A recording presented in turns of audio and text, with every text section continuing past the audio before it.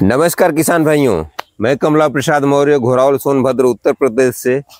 आप देख रहे हैं हमारा टॉपर किसान यूट्यूब चैनल। टॉपर किसान यूट्यूब चैनल पर आप लोगों का स्वागत है और आप लोगों की सेवा में आज मैं आ गया हूं उत्तर प्रदेश के सीतापुर जिले में, जो लखनऊ के पास पड़ता है। और इसी सीतापुर जिले का एक गांव है खरहरा। तो खरहरा गांव में मैं आकर के और इस खरहरा गांव के प्रगतिशील किसान, सम्मानित प्रगतिशील किसान सुशील कुमार मौर्य जी हैं, जो अपने प्लाट में जिमीकंद की खेती किए हुए हैं। तो इनके यहाँ मैं इनसे जिमीकंद के विषय में जानकारी लूँगा। तो आइए मैं आपको आप लोगों के लिए संबोधित 2 लाइनों से इस वीडियो की शुरुआत करता हूं। अगर जो समय को पहचान लिया वह निखर गया, जो समय को नहीं पहचान सका वह बिखर गया। तो समय का ध्यान रखते हुए जो आज का समय है, इसको अगर आप मिस करते हैं तो आगे चल करके सफलता आपके हाथ से छूट जाती है। इस प्रकार आपका पूरा 1 साल बर्बाद हो जाता है। तो जो भी निर्णय करना हो तो समय के अंदर करेंगे तो सब्जियों की खेती में आनंद आ जाता है। समय का बहुत बड़ा महत्व है। तो सबसे पहले सुशील भैया, टॉपर किसान यूट्यूब चैनल पर आपका स्वागत है, अभिनंदन है, वंदन है और नमस्कार है आपको। और आप अपना पूरा परिचय दीजिए, उसके बाद मैं सूरन की खेती के विषय में आपसे जानता हूँ। मेरा नाम सुशील कुमार मौर्य है जी। ग्राम खरहरा जी। पोस्ट बबनावा, ब्लॉक रेवसा, जिला सीतापुर का रहने वाला हूँ। अच्छा। और मैं सूरन की खेती करता हूँ। अच्छा। और मेरा मोबाइल नंबर 9335571462 है। धन्यवाद, बहुत बहुत धन्यवाद आपको। तो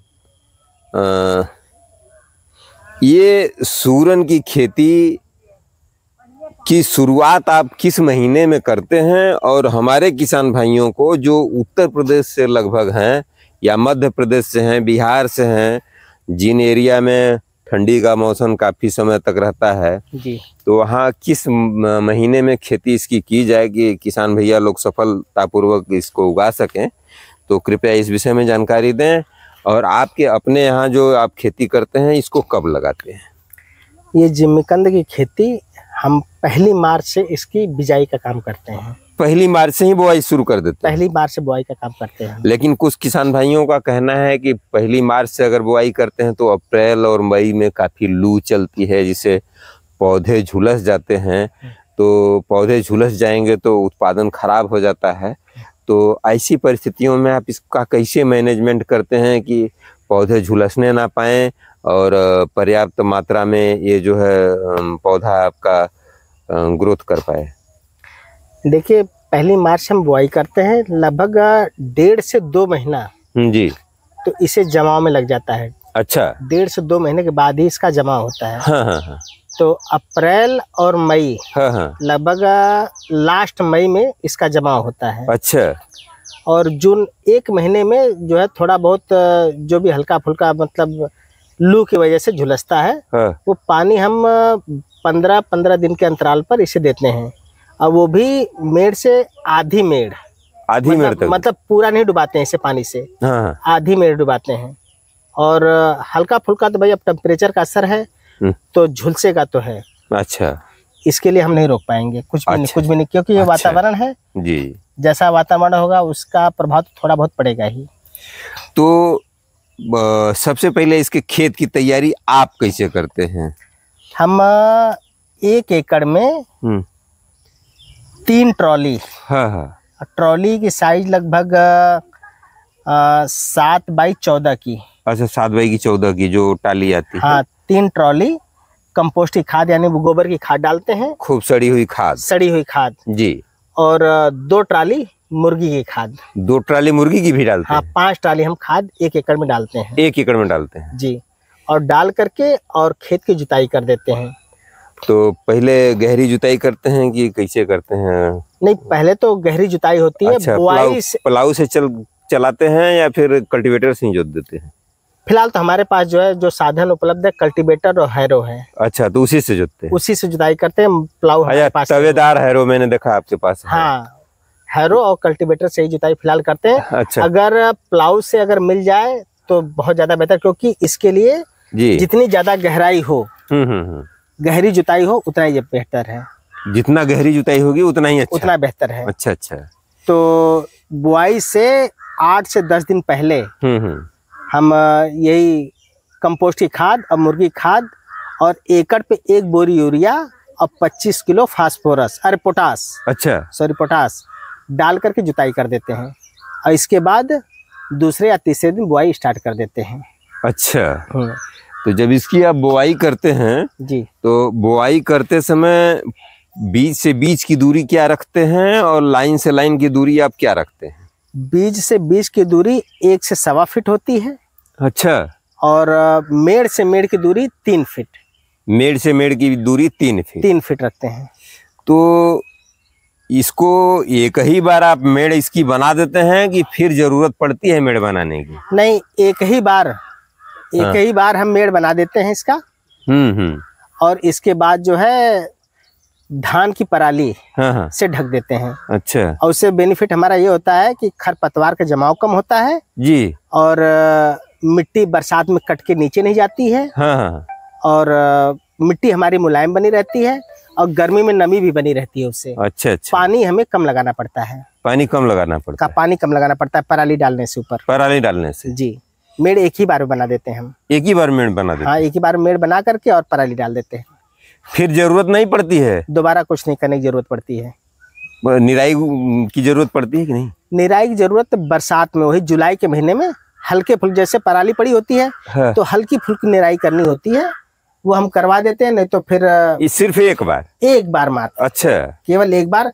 वो बहुत मान के चलिए लगभग 10% घास का जमा होता है। इससे ज्यादा नहीं होता, केवल 10%। अच्छा अच्छा। हाँ, रिसीव कर ला।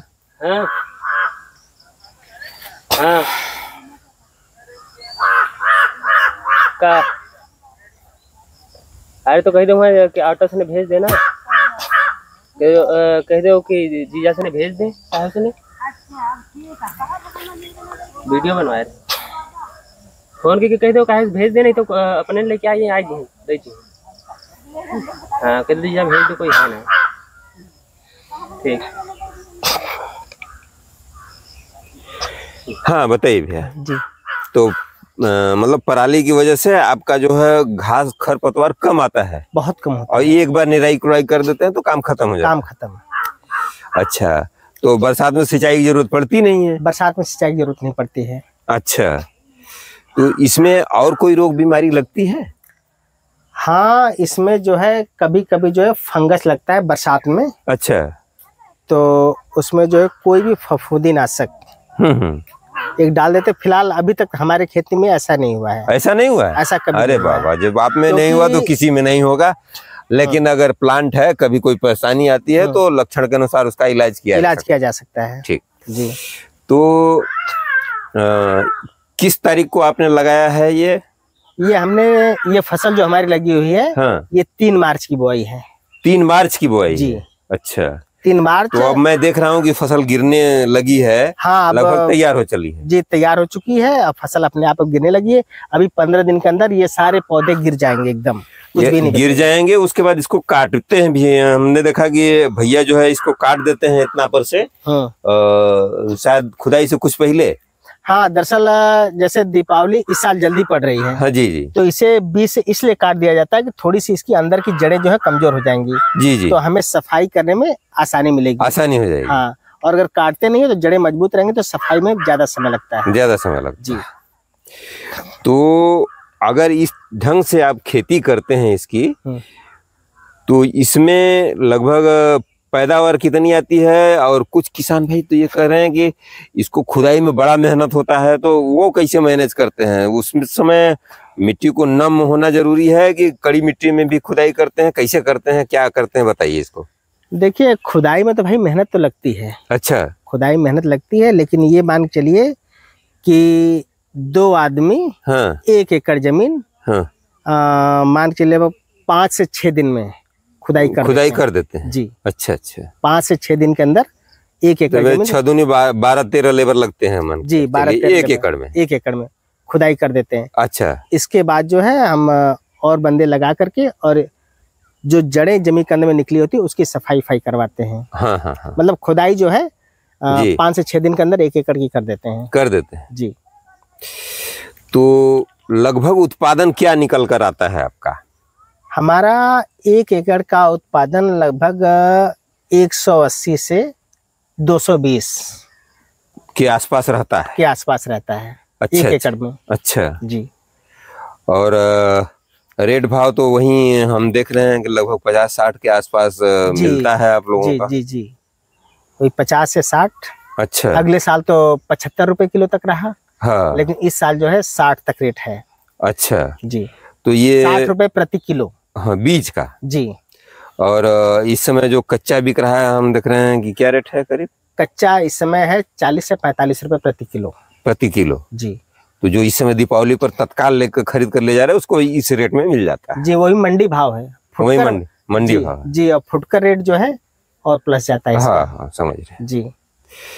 तो इस प्रकार से अगर किसान भाई खेती करें तो अच्छी सफलता इनको मिल सकती है। बिल्कुल सर। तो कुछ कहना नहीं, 1 एकड़ में आराम से 10 लाख रुपए तक की इनकम कर सकते हैं। जैसे 200 कुंटल आपका हुआ जी। और हम मानते हैं कि 40 रुपए किलो का रेट मिल गया जी। तो 8 लाख ही बनता है। 8 लाख। आप 10 लाख बता रहे हैं सर। इस समय रेट जैसे 50 तक 40 का हम जोड़े हैं आपका 40 का। हाँ, तो 40 के रेट से लगभग 8 लाख का हुआ। हाँ, 50 का मिल गया तो 10 लाख हो गया। 10 लाख अगले साल। 60 का मिल गया तो 12 लाख हो गया। 12 लाख हो गया। तो अगले साल हम 60, 65 तक, 75 तक बेचे हैं अगले साल। 75 तक का बेचे जी। अगले साल हम 75 तक का बेचे। लेकिन इस साल अभी मंडी रेट जो है 40 से 45 का चल रहा है। हाँ। तो ये मान के चलिए 8 से 8.5 लाख रुपए प्रति एकड़ की इनकम है। हाँ जी। और सीड के लिए जो बुकिंग हो रही है वो 60 रुपए की हिस्सा 60 रुपए सीड की बुकिंग जो है 60 रुपए किलो चल रही है। इसलिए कि कंद का वजन उस समय शायद आप बता रहे थे कि कम हो जाता है सूख करके कुछ जी। इसी वजह से जो है। और ये भी है कि दीपावली में हम ये जो खुदाई करते हैं तो अभी पेड़ भी खड़ा है और पूरा ग्रोथ नहीं होता है इसका। और दीपावली के पीरियड, दीपावली के बाद जो बीज की लिए जो बुकिंग हम करते हैं तो महंगा इसलिए रखते हैं 10 रुपए। मंडी रेट से 10 रुपए महंगा रखते हैं क्योंकि हमें 4 महीने और इसे रोकना होता है। हम बीज जो है फरवरी में सप्लाई करते हैं जी। तो जो हमारा समय जो 4 महीने का जाता है अतिरिक्त, इस वजह से 10 रुपए हम और एक्स्ट्रा महंगा रखते हैं बीज का। अच्छा अच्छा जी। तो उस समय ले जाकर के किसान तुरंत अपने खेत में लगा सकते हैं। खेत में पहली मार्च बुआई करे, फरवरी में बीज ले मतलब किसान को स्टोर करने की जरूरत नहीं है। तो हमारे किसान भाइयों के लिए आपका संदेश क्या रहेगा? सूरन और जिमीकंद या बिहार या झारखंड में इसको ओल कहते हैं, कहीं कहीं इसको याम कहते हैं, कहीं कहीं एलिफेंट फुट कहते हैं। तो इन नामों से यह सब्जी जानी जाती है। तो इसके विषय में आपका क्या संदेश है हमारे किसान भाइयों को और कैसे खेती करें कि वो सफल रहें? और किसान भाइयों से हम कहेंगे कि जिमीकंद की खेती करें। हाँ। इससे बढ़िया पैदावार आज तक हमें लगता है कोई फसल बनी ही नहीं है जो इससे ज्यादा इनकम किसान की हो सके। सही कह रहे हैं। और रिस्क फ्री है, रिस्क भी नहीं है, कोई रिस्क नहीं है। आंधी आ जाए, तूफान आ जाए, कोई समस्या नहीं। जानवरों का खतरा है। हाँ, जानवर जो हमारे गाय आजकल छुट्टा चल रही हैं वो भी इसके पत्ते को भी नहीं छूती हैं। कोई जानवर इसे नहीं छूता है। आप प्लाट की बैरिकेडिंग करें या ना करें, कोई टेंशन नहीं है। चलिए, तो आपने हमारे चैनल के लिए, टॉपर किसान के लिए अपने समय दिया और हमारे किसान भाइयों के लिए अपने समय दिया, इसके लिए आपको बहुत बहुत धन्यवाद। ढेर सारी मंगल कामनाएं।